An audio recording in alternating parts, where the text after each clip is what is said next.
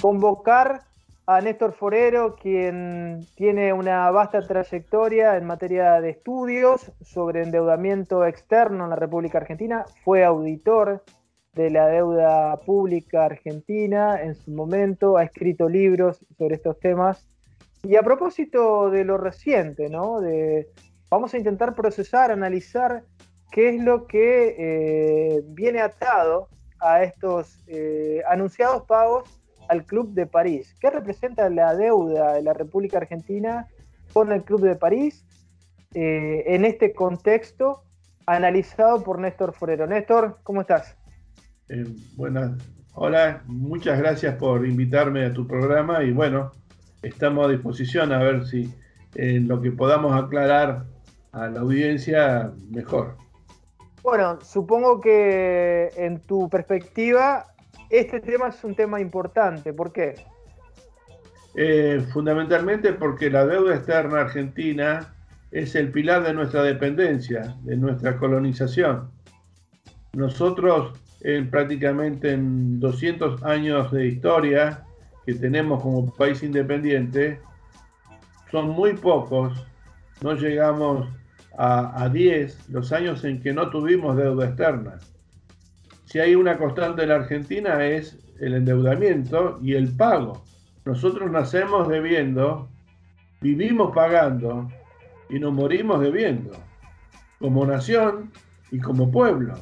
Entonces, el pilar de nuestra dependencia está dada por esos escándalos financieros que conforman la deuda externa argentina y donde el Club de París es uno de ellos, que prolongado en el tiempo, estos males nos llevan a que en conjunto hace que el sistema financiero argentino es lo que decía un maestro de las finanzas a fines del siglo XIX, José Terry, que decía que la historia financiera argentina era la historia de los grandes escándalos. Es decir, mucho antes de que figurara o apareciera el tema de la deuda odiosa, los escándalos financieros que produce, en el cual donde está el Club de París, como uno más, hace que nos lleve a esta situación donde tenemos hoy un 50% de la población por debajo de la línea de pobreza. Porque esta economía basada en la parte financiera mata. Hay que entenderlo, en forma silenciosa va quitando recursos para aplicar a los más débiles y mata, pero no mata solamente a los más débiles, mata también a todo emprendimiento, al chacarero, a la pyme, al comerciante, porque se le aplican unas tasas de interés que son imposibles de trabajar. Es decir, tiene una preeminencia lo financiero sobre el trabajo. Ahora, Néstor, perdón que te interrumpa, está claro el concepto, ¿no?, de la preeminencia de lo financiero por sobre el trabajo, sobre la economía real. Agrego, atando a tu análisis, hace unos días se cumplió un nuevo aniversario de las invasiones inglesas en junio, ¿no? Y bueno, está totalmente ligado a esto que vos planteás sobre la deuda, porque la deuda es un concepto que tiene que ver con la geopolítica. Los ingleses primero intentaron dominarnos militarmente cuando se dieron cuenta que era más barato hacerlo culturalmente y financieramente, y de esto puede dar cuenta la historia de George Canning, ¿no?, que vos la debés conocer muy claramente.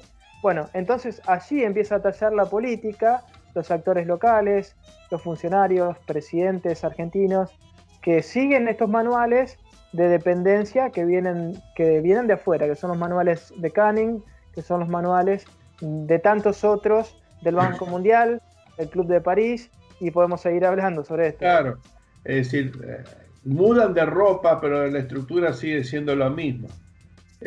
Vos hablaste de Canning. Yo publiqué hace muchos años, casi 20 atrás, un libro que se llama La Patria Saqueada, que habla de los hechos económicos desde 1806 a 1825 y que conforman una matriz bicentenaria de dominación, donde precisamente primero nos robaron el tesoro en 1806, y después nos devolvieron parte de ese tesoro en forma de endeudamiento, que fue el empréstito del Baring de julio de 1824.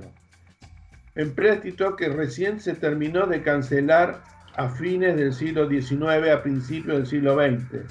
Más de 80 años y se pagó varias veces el monto original del crédito nominal. Más allá de que ha sido una estafa, que lo contamos en el libro y seguimos los pensamientos de Scalabrini Ortiz y de varios autores, José García Vizcaíno también, que nos contaron cómo fue la estafa en 1824 y cómo se prolonga en el tiempo, y que se prolonga por lo que hablábamos hoy del Club de París. El Club de París fue creado prácticamente, no es una entidad financiera, sino es un grupo de acreedores que justamente hablábamos hace un rato fuera de cámara de Previch, armado de alguna manera para volver a compensar o pagar por segunda vez las expropiaciones realizadas durante el primer y segundo experiencia peronista de 1945 al 55. Y que aquel Club de París, que financió en parte a la dictadura militar del 76 al 83, nosotros tenemos ahí una situación. El gasoducto del noroeste debía ser realizado por una empresa holandesa que se llamaba Cogasco. Sí, sí. Cogasco quiso, con los beneficios que le entregaba la estatización de la deuda, que le entregaba a Cavallo y que continuó y prolongó luego en el tiempo Melconian y Machinea, ya durante la administración democrática de Raúl Alfonsín, quiso estatizar su deuda y pidió $1.000 millones de dólares de compensación. Cuando se quiso verificar, la deuda era imposible de justificar, al punto tal que Cogasco, para evitar ser incriminada como fraudulenta, retiró la documentación.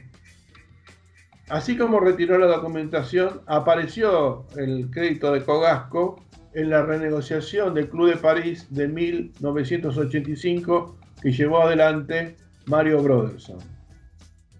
Se sucedieron varias renegociaciones. Una de las más tenebrosas fue en el año 91, después de la firma de los tratados de Madrid y Londres, de abdicación por la guerra de las Malvinas que firmó Carlos Menem, cuyo firmante fue el canciller en aquel momento Domingo Felipe Cavallo. Cavallo firmó en los tratados con Inglaterra como canciller y luego pasó a ser ministro de Economía para aplicar la letra chica de esos tratados. Bueno, en 1991 se renegoció la deuda con el Club de París y tuve la oportunidad como auditor de encontrar que se colocaba a disposición del juzgado una serie de documentación. Entre esa documentación estaba la refinanciación del año 91. Y dentro de esa documentación había un paquete de expedientes que se llamaban Gran Bretaña. Y dentro del expediente de Gran Bretaña había uno que se llamaba Islas Malvinas. ¿Me quieren decir, porque nunca tuvimos acceso a que nos trajeran ese expediente, qué hacía un expediente en el Banco Central que en el año 91 que se denominaba Islas Malvinas? La sospecha que no pudimos fundamentar, no pudimos corroborar, es que de alguna manera a través del Club de París se le pagó los gastos de la guerra de Malvinas a Gran Bretaña. Y así sucesivamente hemos tenido hasta que Kicillof renegoció la deuda de 3.600 millones de dólares y prácticamente en pocas horas tuvo que refinanciarla y refinanció por un monto superior a los 9.000 millones, que se fueron pagando, es decir, nosotros pagamos sucesivamente deudas que podríamos haber declarado odiosas, entendiendo por odioso toda deuda contraída por una dictadura contraria a los intereses del pueblo. Seguro. Y así está catalogada en la jurisprudencia y en la doctrina en el mundo. Pero nosotros no aplicamos el criterio de deuda odiosa y refinanciamos la deuda. Y esto que vamos a pagar en los próximos días es el remanente de aquel crédito, de aquella refinanciación, y que daban a pagar 2.400 millones de dólares que vencieron en mayo de este año, y ahora vamos a pagar 200 millones, en marzo vamos a pagar otros 200 millones para no quedar en default, y falta renegociar 2.000 millones de dólares más. Es decir, que no termina nunca de pagarse este delito continuo que es la deuda externa con el Club de París. Ahora, en su consideración, y Néstor, y en la de muchos compañeros que están realizando estudios, vienen realizando estudios sobre estos temas, ¿qué debiera hacerse, no? No solo en el plano ético, porque eso es un plano muy importante a tener en cuenta, sino en lo político. ¿Tenemos otras opciones en estos momentos? Sí, tenemos opciones. Primero, el problema de la deuda no es un problema argentino, es un problema mundial. Entonces debemos encarar alianzas mundiales. Pero lo primero que tenemos que hacer es esclarecer a nuestro pueblo, a nuestros ciudadanos, sobre estos delitos continuos, y que este es el pilar de nuestra dependencia. Una vez esclarecido el pueblo argentino y con las alianzas internacionales, porque todos los países del mundo están sobreendeudados y lo van a estar mucho más a la salida de la pandemia, cuando esta fuera. Entonces este es un problema mundial, pero no es solamente un problema mundial el endeudamiento. Tiene la contrapartida de la misma moneda, que es la fuga de capitales, la evasión impositiva, el contrabando de capitales que esto conlleva, y que es una disminución de los recursos tributarios de las naciones y de los países. Ambas, deuda externa y fuga de capitales, van de la mano, como lo ha demostrado el informe del Banco Central a principio de la administración de Alberto Fernández, que demostró que el gobierno de Macri endeudó el país en 100.000 millones de dólares, pero de esos 100.000 millones de dólares, 80.000 se fugaron.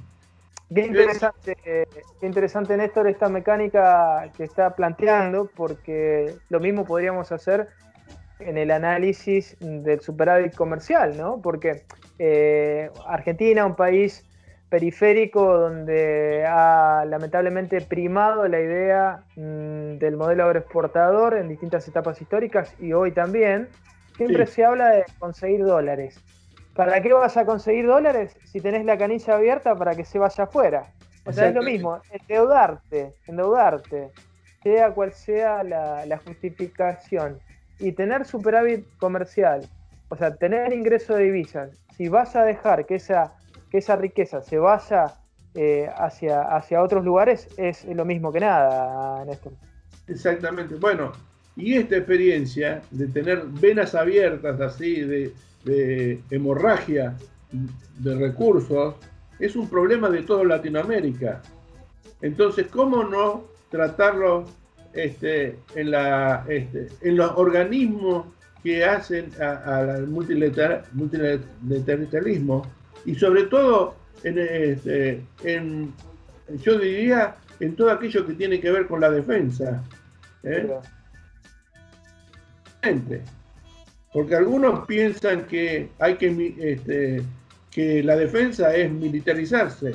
No, defensa del continente o de la nación empieza por la economía y empieza por las finanzas que hoy tienen prioridad sobre la economía real, sobre el trabajo.